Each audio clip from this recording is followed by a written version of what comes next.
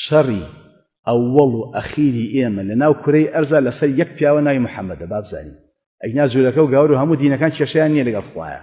کێشەیان بەس لەگەڵ محەممەدا هەیە حەچی سەی جەماعەتی خۆشمانکە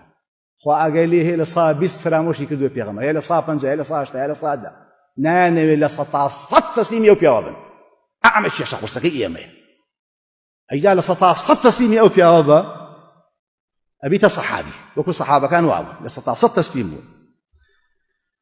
لەبەرەوە 33 جار لە قورئانە خوا فەرمی جۆرەیاڵی پێغەمبەر بکەن صلی الله عليه وسلم ئەوە تا لە 10 ئاەتا بەڕاشکاوی ئەڵێ یا ئەیها الذین ئامەنوا ئەی بڕواداران بانگی لێ بکە کاکە گەیشتەوەی بانگی لێ بکە یعنی تەکید دەکاتەوە ئاگاتان لێ بێ سەرپێچی نەکەن کەواتە باوەڕمان پێێت یارە وەڵا شوێنی ئەکەوین سونەتەکانی وەکو ئیمامی نەوویە فەرمی على العین وعلى الرأس بەسەر سەرمانە بەسەر چاومانە ئەرە وەڵا پشتیوانی ئەکەین دۆستی ئەوین ئەرە وەڵا بە هەموو شێوەیەک دیفاعی لێکەین چکە دوای خوا یەک پیاومان هەیە رسول الله لە بەشەرا صلی الله عليه وعلى آله وسلم دوو مەلایکەکە هاتن چیانت بە پێغەمبەر صلی الله عليه وسلم ئەم کەلیمەیە محەممەد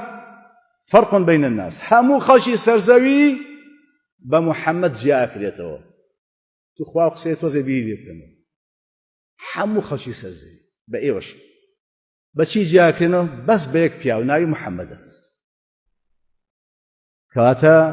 ئەوەی محەممەدی قبول بێ خوا قبوڵیەتی ئەوەی محەممەد صلی الله عليه وعلى آله وسلم